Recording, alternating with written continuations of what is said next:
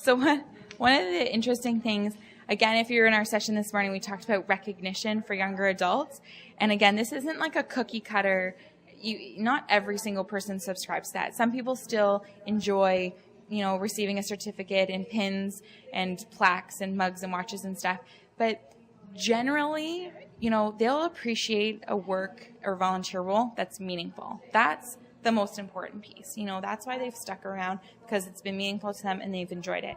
They might still be interested in other things. I recently received a pin for some work that I did, and I've been wearing it very happily all week and forgot to put it on my thing this morning. But I mean, that's just like a one-off. I would have much rather, I'm just happy that I was participating in general. Another interesting one that came out of another panel that I did recently with some of my other volunteers was the Google ability factor. Their frequency, and that is a definition of the frequency of which information about a person can be found easily online. If someone's involved with you because they're trying to boost their resume or their career, the best thing you can do for them is put their picture and their bio or their name on your website, or include them in a press release of the work that you've been working on and get them involved in that way. Because as soon as your organization or company posts it online, they're searchable. And that's important. And I swear to God, like most of my group, this is a big deal for them. They want to be found on, like, if their companies or their future employers are searching them out in a Google search, they want to be on the top rung, of the search engines that come up, because they want to be able to demonstrate, I am working with United Way. United Way is recognizing me on their website, in their press releases, and this is important.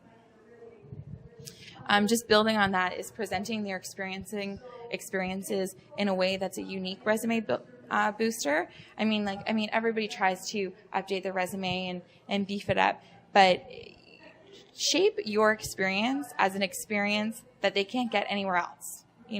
There's nobody else can, so that when they are in a pile of 50 resumes on someone's desk, that one thing or those things are going to stand out. Oh, wow, they participate in that. That sounds really interesting. And you're helping contribute to that by presenting it as a unique experience. The other two things I've also already mentioned is connecting with their peers. So that's a big piece, having the opportunity. My general meeting for my young leaders group is next week, and we're going bowling. This is what they wanted to do. We're having a half-an-hour meeting of the formal election and recognition component, and then we're right away going into bowling and pizza and food and all that stuff. And that's what they wanted to do. They're like, you know what, Nicole? We just want to hang out with each other, get to build those relationships, get to make those connections, deepen those relationships with others, and broaden our network.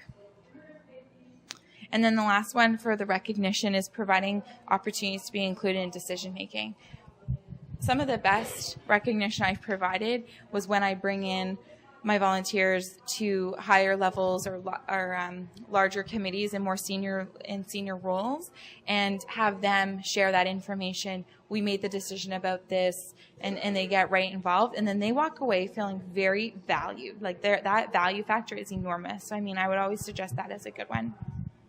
The things that I think I take away from working with young adults, and me being in this demographic as well, is helping them find balance. It's such a strive for thing, everyone craves finding a balance. No one wants to work 60-hour work weeks and be dog tired and not be able to enjoy friends, family, social gatherings.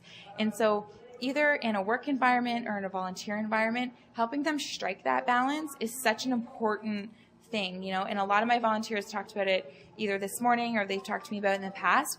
In some cases, when they're working in that corporate world, in that profitable sector, and they feel like we need something to feel like we're giving back, they come to me because that's a good piece for them.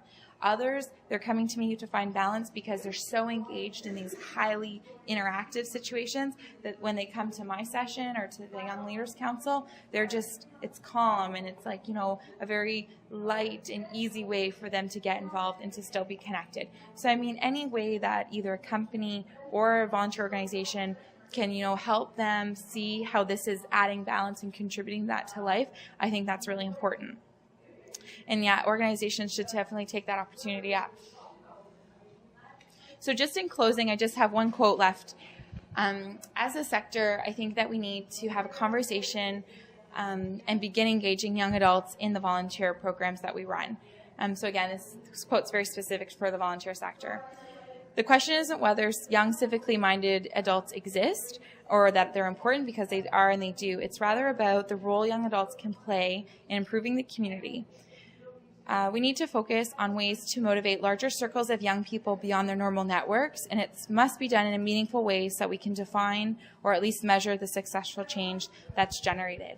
I think one of my visions is, when I started Young Leaders Council a couple years ago, we looked forward 5 years in an exercise and said, what do we see in 5 years? And the 6 of us that were around the table said, we see a lot of young adults in this demographic working with us and connected to United Way. And that's still the vision I carry out today. I would love to see more groups similar to ours operating in the community, operating in the professional sector. GE, located over in Meadowville, they have a young professionals network, and we're just starting to get connected with them because we want to see more of that. We want to show that this demographic, they have the voice, they want to show up, they want to be present, they want to get connected. So, that's my sort of last thought about that topic. And just before we wrap up, I just want to say some of the resources that I use, I brought them today because I think they're very valuable. So if you want to take a look, please come and take a look at them, because I would highly recommend some of the books that I read provide a really good perspective. And it's not just good for the volunteer work, but it's good for professional work. I'm trying to encourage people in my office to read them so they understand me a little bit better. But it's just some good reading material. So thank you very much, and I hope you enjoyed the presentation. And I think it's going back into the big room for break first, and then some follow-up session. Very, very true. Interesting comment about the Young Professionals group. Some United Ways have Young Leaders Councils all across Canada, and some of them are geared just towards professionals. And the only caution I would say around that is sometimes people who are not that young adults that don't consider themselves professionals yet might feel excluded from that, but the intent of that is wonderful, and that's such a good intent. Yeah, and the States has a lot of really good strong models. Yes, I know. Today's session was only an hour, and some of the longer ones that I've done, I sort of explore that dark side of this element as well. I wanted to keep it a little bit light for today, but absolutely, I hear your points loud and clear, and I would agree.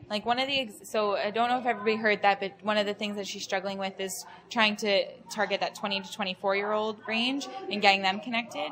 And my suggestion would be maybe focusing on one particular element, and I would suggest leadership for that particular age range.